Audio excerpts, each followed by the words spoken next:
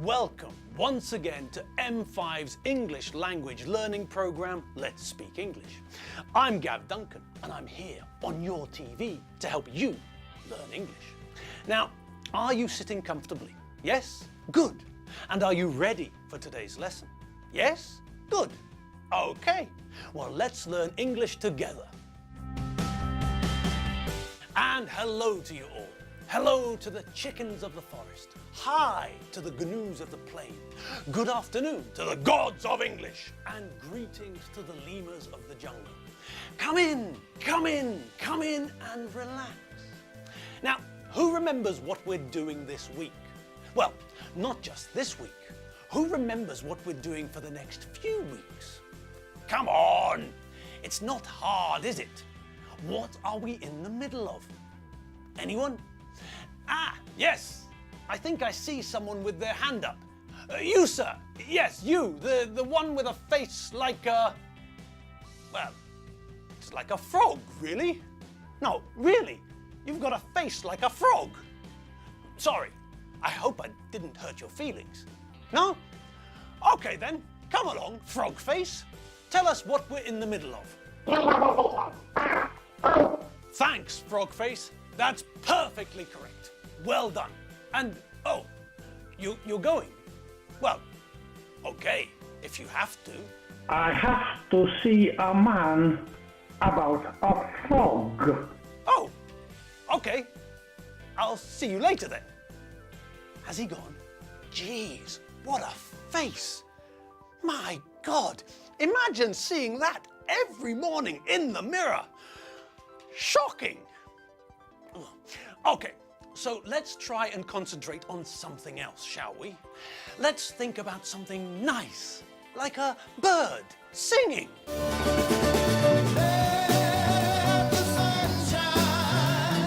Ah, that's better. Something nice. A nice visual image. Something to take away the sight of that frog face. Ugh. Okay, now moving swiftly on. It's time for us to get back to what we were doing. Yes, as that rather, well, strange man with the amphibian face told us. We're in the middle of Mega Revision Part 2. So, on we go. It's time for us to revisit the present continuous. Okay, so what's the word for the day? Well, there are two words for the day, really. Word number one is the word versatile. And what sort of word is versatile? That's right, versatile is an adjective. Now, who remembers what an adjective is? Correct-a-doodle-doo. An adjective is a word we use to give information about a noun. We can use adjectives to add colour and depth to a sentence. We can take a boring sentence like, I have a cat, and we can add adjectives to the sentence to provide more information and also to make the sentence more interesting. I have a two-legged, green and orange striped, tailless, earless, one-eyed cat. So, we all remember what adjectives are. They give us more information about nouns. This means that we can use adjectives to make identification easier. For example, which is your car, Alfredo? The red one. Which red one? The two-door red one. Which two-door red one? The two-door red one with tinted windows. Which two-door red one with tinted windows? The two-door red one with tinted windows and alloy wheels. Which two-door red one with tinted windows and alloy wheels? The two-door red one with tinted windows and alloy wheels with white wall tyres. Oh, that one. So, we can see how adjectives can provide or give us information. Extra information that helps us to identify something. When Dave first asked Alfredo about his car, Alfredo's answer only had one adjective in it, red. But in the car park there were lots and lots of red cars. And it was only by giving more and more information that Dave was able to identify Alfredo's car. Alfredo told Dave more and more information about his car. He provided more and more information with different adjectives until Dave was able to identify Alfredo's car. So, that's what we use adjectives for, to provide or give information about nouns. Alfredo used 5 adjectives to explain to Dave which car was his. So, Alfredo used adjectives to help identify his car. But when he used the adjectives, he also made the sentence more interesting, didn't he? I mean, it's possible to go through life speaking in monosyllables like yes, no, and But if we expand our speech, and one way of expanding our speech is by using adjectives, then we can make life better, more interesting, and we can all be happier. Okay, and on we go. Now, what was that other word that we learned yesterday? The one which was very similar to versatile. Can anyone remember? Yes, that's right, badoing. Well done. The word is multifunctional. And, as we learned yesterday, the adjective multifunctional means that something can do lots of things. Like what? Yes, that's right. Like the present continuous tense.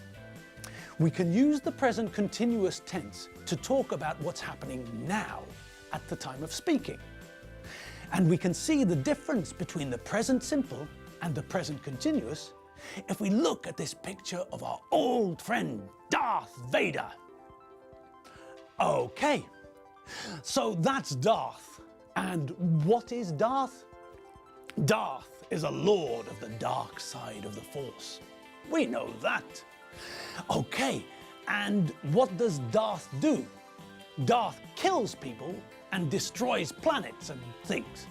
Good. Now we use the present simple tense in those 2 sentences because we're talking about permanent things, things which are true all the time, or most of the time. But when we look at the picture, we can see that Darth isn't killing people and destroying planets at the moment. No. At the moment, he's playing the cello. Good. So we know that we use the present continuous to talk about things that are happening now. Okay. But we also learned that we can use the present continuous to talk about plans and arrangements in the future, similar to what we do with going to. I'm playing squash with Chief Mangosuthu Buthelezi on Monday, for example. We arranged it, it's planned, and it's happening on Monday. Okay, and now we get to the part where we had to leave off yesterday. Now we get to the 3rd use of the present continuous. Okay, are you ready? Yes? Good. Now, the 3rd use of the present continuous is connected to the fact that we use the present continuous to talk about temporary situations, not permanent ones. Do you know those 2 words, temporary and permanent? They're adjectives with opposite meanings. They're not synonyms, they're antonyms. An antonym is another word for opposite. The antonym for bad, for example, is good. A synonym is the opposite of an antonym. A synonym is a word which means the same or nearly the same as another word. A possible synonym for bad is awful, for example. Although most synonyms in English are not 100% synonyms. The adjective awful, for example, is stronger than the adjective bad. Okay, back to temporary and permanent. Those two words are opposites, they're antonyms. Temporary means that it will only last for a limited period of time. Permanent means that it will last or remain unchanged forever and ever and ever. The easiest way to think about the difference between these two words is to think about two writing tools we use, two implements we use to write, a pencil and a pen. Pencils create temporary lines. They're not permanent. If I'm writing or drawing with a pencil and I make a mistake, I can take a rubber and erase the mistake so that I can start again. I can use a rubber or an eraser to erase the pencil line because the pencil line is temporary, not permanent. Now, the situation changes when I use a pen. Pens make ink lines and ink is permanent. Now, look what happened when someone made a mistake in the next drawing. That's right, they were drawing in ink with a pen. So when they made a mistake with the woman's hand, they couldn't erase it. They couldn't rub it out. This isn't pencil, this is ink. So it's permanent. You can't erase it. You can't rub it out. With ink, all you can do is cross it out and start again. So, this is why artists normally start their pictures in pencil. Then, when they feel ready, they redraw the picture in ink. Okay, so back to the start. What were we talking about? That's right. We were talking about the multifaceted, multifunctional, versatile tense, the present continuous. And now, for your pleasure, we're going to talk about the temporary, permanent idea connected to the present continuous. Now, we know that when we talk about permanent ideas, we use which tense? That's right, we use the present simple. I'm a man. I live in Budapest. Jimmy Page is a guitarist.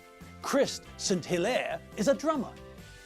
All of these things are facts, or generally true, or true some of the time. And they all have the idea of being permanent. These things don't change. I was born a man and I will die a man. Okay, but when we use the present continuous, we can also use it to talk about temporary situations. We use the present continuous to emphasize the temporary nature of the situation. So, let's look at a couple of examples. I live in Miskolc. I'm living in Miskolc at the moment. Now, when we look at those two sentences, we can see that the first sentence is emphasizing the permanent nature of the situation. I live in Miskolc. This is a permanent situation. It doesn't change. The second sentence shows that normally I don't live in Miskolc. Maybe I'm studying at university. Maybe I've come to Miskolc because of my job, but it's not a permanent move. I live in Budapest or Győr or Kecskemét. That's my permanent home. That's where I live. But now, for a few weeks or a few months, we don't know. Now I'm living in Miskolc. It's temporary, so we use the present continuous tense. Great! And that's it. We're done for the day. And hold on, we're also done for the week. Yes, that's right. It's Friday. I'd forgotten. Fantastic! The weekend starts now. Well, maybe not just now, but in a few hours from now. Great! Okay, so remember that you've got to have fun. It's Friday, the start of the weekend. So, have fun, enjoy yourselves, and I'll see you back here on Monday when we'll continue our journey into the past. And remember, If you need some more English, www.m5tv.hu. Right then, I'm off. See you all later. Have a great weekend. Bye.